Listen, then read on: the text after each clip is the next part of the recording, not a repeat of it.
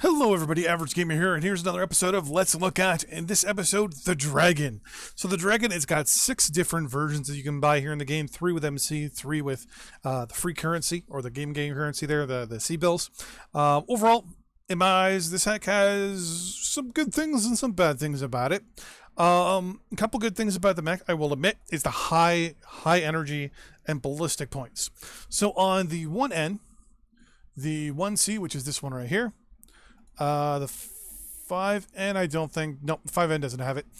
So the 1N, the 1C, the Fang, the Flame, those 4. So the 1N, the 1C, the Fang, and Flame all have this high mounted weapon point. For 3 of them, it's energy, and then for Flame here, it's the ballistic. So theoretically, you can have a high-mounted weapon with that the high amount of damage output, a PPC, large pulse laser, something like that, to do some really good damage.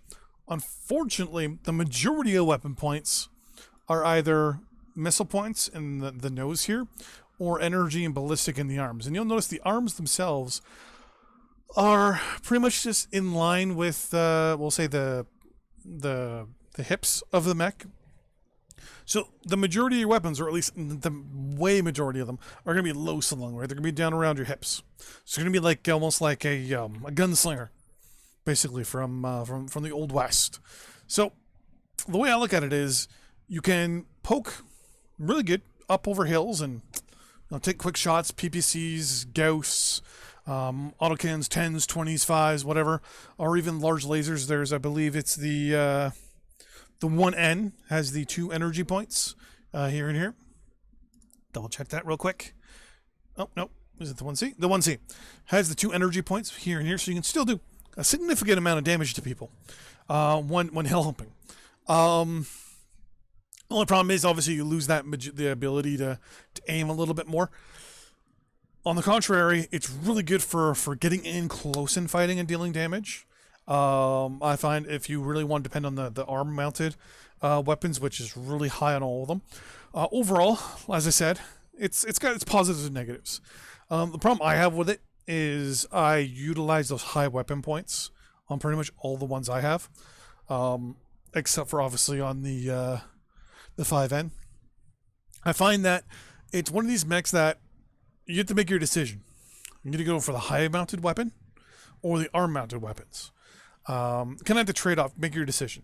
Do you go for a high-mounted autocannon 20 Gauss, something like that, or do you go arm 20, arm Gauss, arm 5, arm 10s, couple 2s, couple 3, couple 5s, whatever. You kind of have to make your decision, right? High-mounted, or unfortunately, or arm-mounted. It's kind of give or take. Now, mind you, if you go with the torso mounted, cannot go with an XL. Though, to be honest with you, heavy, especially with this guy, XL, I wouldn't say it would be a good idea. I mean, it already goes 81, so, I mean, an XL will put you, obviously, a lot faster. But you really don't need an XL in this guy to make it viable. It's pretty already set. Now, mind you, yeah, you can switch over to an XL and you get tonnage that you can change to weapons and ammo and heat sinks and things like that. Yes, but it makes you more susceptible, especially if you have your arm, most of your weapons on your torsos. Yeah, okay, fine, whatever. But I don't know. So overall, I think this mech has definitely got some positives and negatives to it.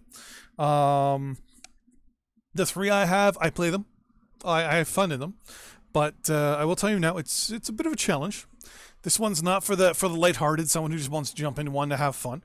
This is definitely a mech that it's one of those work in progresses that you have where you get it and you have to play with the way you play, and you have to play with the mech a little bit where the harm points are, and make your decision as to what you're going to do. Until next time, see you then. We're talking about the MechWarrior in the next episode. Bye bye.